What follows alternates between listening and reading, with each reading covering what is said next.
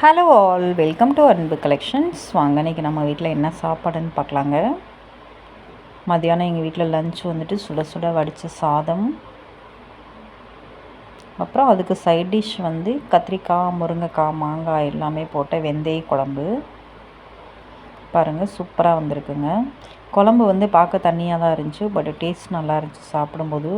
எந்த குழம்புமே நம்ம வந்து இந்த முருங்கைக்காய் போட்டால் அது ஒரு தனி டேஸ்ட்டாக இருக்குங்க. அது புளிக்குழம்புக்கு வந்து மாங்காய், முருங்கைக்காய் அந்த காம்பினேஷன் சூப்பராக இருக்கும். அப்புறம் அந்த புளிக்குழம்புக்கு ரொம்ப ஒரு மைல்டான அவரைக்காய் பொரியல். அவரைக்காய் பொரியல் வந்து நம்ம எவ்வளோ சாப்பிட்டாலும் நமக்கு ஒரு ஹெவியாகவே தெரியாது. மற்ற காய்கள்லாம் கொஞ்சம் சாப்பிட்டா ஹெவியாக இருக்கும். அவரைக்காய் வந்து கொஞ்சம் நமக்கு அப்படியே வயிற்றுக்கு இதமாக அப்படியே மைல்டாகவே இருக்கும். உங்களுக்கெலாம் எப்படி இருக்கும் அப்படின்னு சொல்லிட்டு கமெண்ட்ஸில் சொல்லுங்கள்.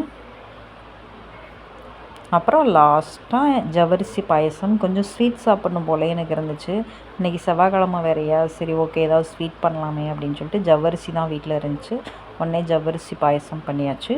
வீடியோ பிடிச்சா லைக் பண்ணுங்கள், ஷேர் பண்ணுங்கள், சப்ஸ்கிரைப் பண்ணுங்கள். உங்கள் வீட்டில் என்ன சாப்பாடுன்னு கமெண்ட்ஸில் சொல்லுங்கள். தேங்க்யூ.